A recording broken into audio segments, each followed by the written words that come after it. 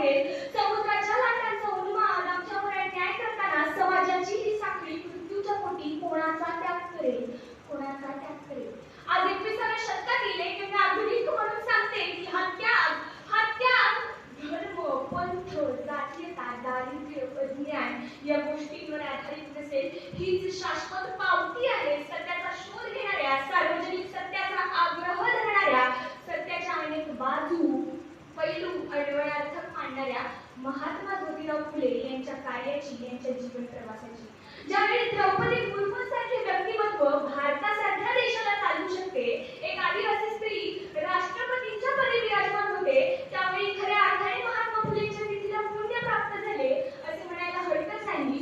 व्यक्तींचे मूलभूत अधिकार, धर्मसत्तेतून निर्माण होणाऱ्या हक्कांना नकार, धार्मिक उपासनेचे स्वातंत्र्य आणि माणसाच्या सर्वांगीण विकासाचा माणूस हाच शिल्पकार असल्याने तिच्या स्वयंप्रेरणेचा व प्रज्ञेचा स्वीकार या प्रमुख सूत्रांचा 19व्या शतकात आग्रह धरणाऱ्या महात्मा फुलेंच्या जीवन प्रवासाची गाथा आपल्यासमोर सादर करते.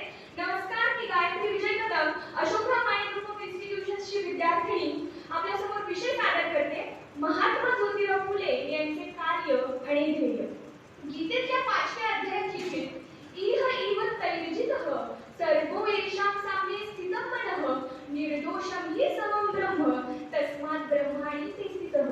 अर्थात ज्यांचे मन समभावात, समान भावनेत स्थित आहे त्यांना त्यांच्या जीवितामध्ये परमात्म्याच्या निर्गुणांची प्राप्ती होते. सत्याच्या मार्गावर स्थित प्रस्थापितांना त्यांना त्यांच्या जीवितामध्ये जन्म मृत्यूच्या चक्राची प्राप्ती होते. अगदीच वर्णनीय उल्लेख वाटतो महात्मा फुलेंच्या चारित्र्याचा, त्यांच्या जीवन प्रवासाचा. सुमारे 150 वर्षांपूर्वी त्या काळात अनेक चालीरीती, रूढी, परंपरा अवस्थित झाल्या होत्या. दारिद्र्य, अज्ञान, जातीयता, वर्णभेद, स्त्री क्षुद्रता यांनी समाज पोखरला होता. मग त्यांच्या मुळाशी जाऊन त्यांच्यावर चिंतनशील विचार करून महाराष्ट्राच्या सामाजिक प्रबोधनाला एक नवीन दिशा देण्याचे काम महात्मा फुलेंनी केलं. 24 सप्टेंबर 1873 रोजी पुणे येथे सत्यशोधक समाजाची स्थापना करण्यात आली.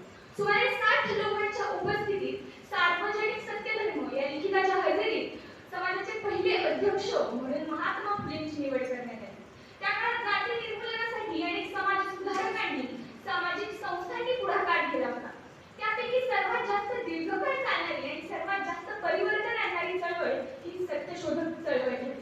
हिंदू समाजातील धार्मिक गुलामगिरीने निर्माण केलेल्या व्यथा व वेदना गेली कित्येक वर्ष ज्यांच्या वाट्याला आल्या, त्या अब्राह्मण, अस्पृश्य आणि स्त्री क्षुद्र समाजाला ज्यांनी वाचा दिली आणि धाडशी वृत्तीने त्यांच्या दुःखाला वेशीवर टांगले, त्यांच्या दुःखाचे मूळ हे ईश्वर निर्मित नसून मानव निर्मित आहे, ते समाज व्यवस्थित आहे, हे सत्य त्यांनी सार्वजनिक रीतीने समाजाच्या लक्षात आणून दिले.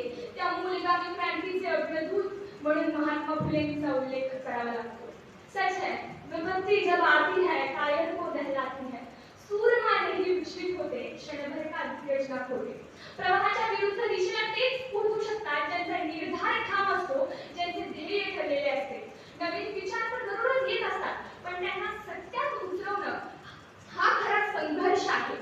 नवीन विचार तर दररोज येत असतात, पण त्यांना सत्यात उतरवणं हाच खरा संघर्ष आहे. ध्येय नसणारी लोक साबणाच्या केसासारखी असतात, क्षणभरात दिसतात आणि क्षणानंतर नाहीशी होतात. सत्य समजल्यानंतर